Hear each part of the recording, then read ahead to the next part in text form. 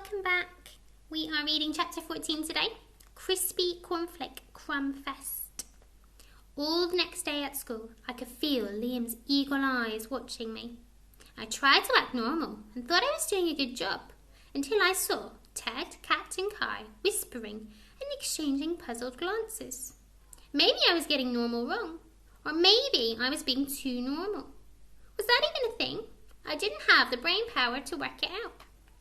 My head was already full of Flicker and wondering what mess I was going to find when I got home at the end of the day. That afternoon, it wasn't just Flicker who made a mess though. I came into the kitchen and found Lolly covered in a crispy cornflake crust. My feet crunched across a carpet of rice. Mum was sweeping cereal and dried pasta into little mountains. A river of yogurt flowed between them with splashes of ketchup along its banks. Lolly was sitting in the middle of the scene, waving a picture at me. I only left her for a minute, Mum sighed. I rather hoped we were over the painting with food stage. Lolly pointed to the mess on the paper and beamed. Yeah, I said, great work, Lolly. She frowned, looked at her picture, and turned it the other way up, then flapped her arms and made a roaring noise. Now, I'm not sure anyone else would have seen what I saw in her artwork, but then Lolly and I were the only ones who knew there was a dragon living upstairs. Suddenly, I could make out the ketchup flames and the scaly pasta wings and the gluey raisin eyes she dripped in glitter. She'd made dragons, and lots of them. She waved it at me again, and I took it from her. Thanks, Lollybob, I whispered. I'm sure he'll love it. And he did. After I pinned it to my wall, Flicker curled up in front of the picture and stayed there, rumbling with contentment. Meanwhile, I cleared up in the lurking poos and hid yet another shredded pillowcase. Feeling pleased with my efforts, I ducked downstairs for a drink, where Mum collared me. Grandad's been telling me all about his plans for the garden, she said, while scrambling an egg with one hand and dropping counters into Connect 4 with the other. Lolly loved undoing the catch and watching all the counters clatter out. She slotted the last ones in and then jiggled up and down in anticipation. Sounds like the pair of you have taken on a bit of a project, Mum continued. I remembered us walking home the day before and how I'd promised him I'd go over today. I smiled awkwardly, a pang of guilt squirming inside my tummy. It was easy to get distracted with Flicker around. I haven't seen him fired up like this for ages. It's good. Mum glanced up at me for a second. Don't leave it all to him now, though, will you? I felt myself blush. Had she just read my mind? If she had, I hope she didn't read any further and figure out I had a dragon in my room. Anyway, she was right. Grandad needed me.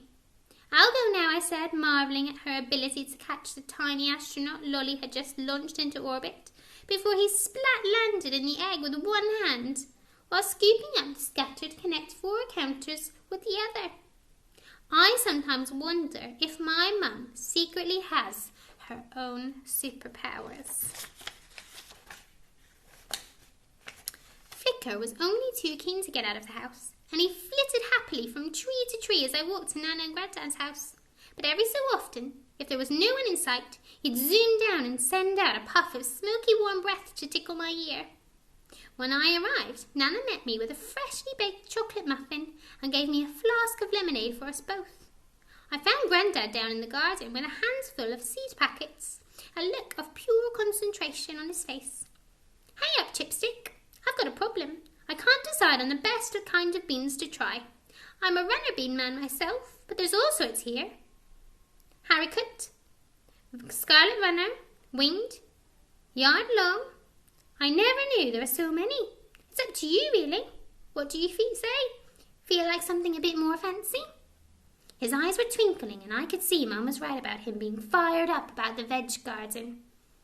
I said, I'm more of a baked bean fan. Grandad chuckled and ruffled my hair. It should have been difficult to get excited about any type of bean when I knew there was a dragon just meters away. I doubted even magic beans would beat a dragon. But it was hard not to get caught up in Grandad's enthusiasm. You couldn't help but enjoy yourself with him around. And it wasn't just a constant supply of caramel toffees either. Flicker had been happily exploring the hedges and eating his fill of greenery. He was careful to keep out of sight, but every so often I had the feeling He was playing a game with Grandad, flitting down behind him and then zipping off again just as he turned round. Eventually, I saw the bright shine of his scales dim a little, a sign he was getting tired, and he disappeared among the cactus-like arms of the dragon fruit tree. When he didn't reappear, I breathed a sigh of relief. At least if he was asleep, I didn't have to worry about Grandad spotting him. After about an hour of digging and planting, and redigging and replanting when Grandad changed his mind, I leaned my spade against the old shed and rubbed the ache out of my arms. You know, I don't think we're going to get much jam out of that tree there, Tomas, Grandad said, offering me a glug from the flask. Nothing left but the skins of the last few fruit. Reckon the squirrels must have got them. And I've not seen hide nor hair of any more fruit. You sure we shouldn't just pull the old thing out? I leaped up and spluttered through a mouthful of lemonade. No, we can't. I'm sure there'll be more. Grandad didn't look convinced, and I could see him eyeing up how much more space there would be for his exotic beans without it. I wish I'd found out more about the tree. The books in the library had shown me lots of different types of dragon, but they had all come from eggs, not trees. There was no mention of a dragon fruit tree in any of them.